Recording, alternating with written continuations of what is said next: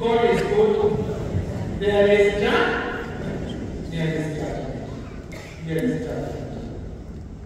There is judgment. Tumsifu Yesu Kristo. Na Mungu aliye hai, Mungu wetu ni Mungu wa haki. Ukisikiliza soma katika somo la kwanza, Mungu wetu hana hukumu kulingana na vile anatuangalia nje, bali anahukumu kulingana na vile tulivyo katika mioyo yetu.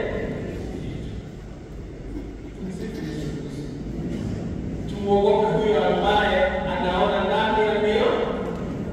Kwa hiyo ikiwa mwaka huu umepiga mtu mweleka, fanya bidii kwa toba, na hiyo ni yako na Mungu. Tumsifu Yesu Kristo. Fanya bidii ufanye malipizi, kurudie Mungu kwa kuomba msamaha na kufanya malipizi. Hii ndiyo njia ambayo Mungu anaweza kutusamehe, na ndio maana tumeambiwa, enyi kizazi cha nyoka, ni nani ambaye amekuonya uweze kutubu? Ujumbe wa ajabu, acha utuduke, na ndiposa kila tumsifu Yesu Kristo. You know, even here in our church, uko hapa na unangoja wakati wa sadaka, upelekane na kibeti ya Mungu. Wewe pelekana nayo. Kweli utoke nyumbani na hii neno linagonga hivi na umegoja kibeti.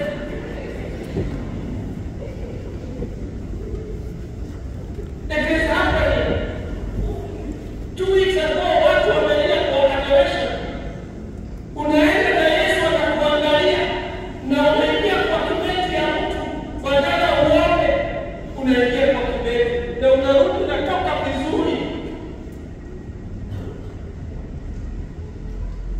You can never get any peace of joy. You never enjoy it. I'm not condemning you. I'm not cursing you. I'm only warning you. Any kizazi cha nyoka. Are we together? You will never be happy. Stealing from the time. Hata wadai mpeiko kuoite. Mungu akielewa.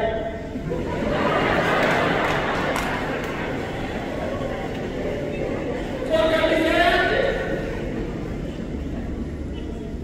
Kwa kanisa yake. Are we together? Yes. Please, tubu. Ambia Mungu akubariki na anibariki na anaweza, sababu ni mwingi wa huruma.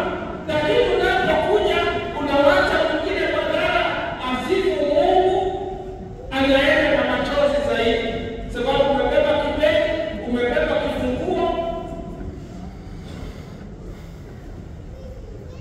na hasa umebeba simu. Hiyo inafanya watu walie kabisa. Mungu ni mwema. Tubuni. Na hii ndio ujumbe wa Yesu Kristo. Tufanye malipizi na tumrudilie Mungu kwa toba. Na tukifanya hivyo, Mungu wetu ni mwingi wa huruma. Tuombe Jumapili ya leo basi. Leo tuko Jumapili ya pili, the candle of Bethlehem. Tunaasha kibao wa pili, the candle of Bethlehem. Na roho zetu na tamaa ya roho zetu ni kuelekea mji wa Bethlehem. Na Mama Maria na Yosefu watakuja wakifisha.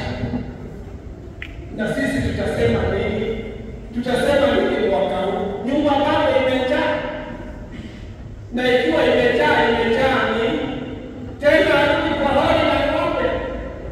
Maria na Yosefu wanatarajia kupata holi nzuri. Mioyo yenyewe. Tumuombe Mungu siku ya leo, sisi zote. Of course ndio maana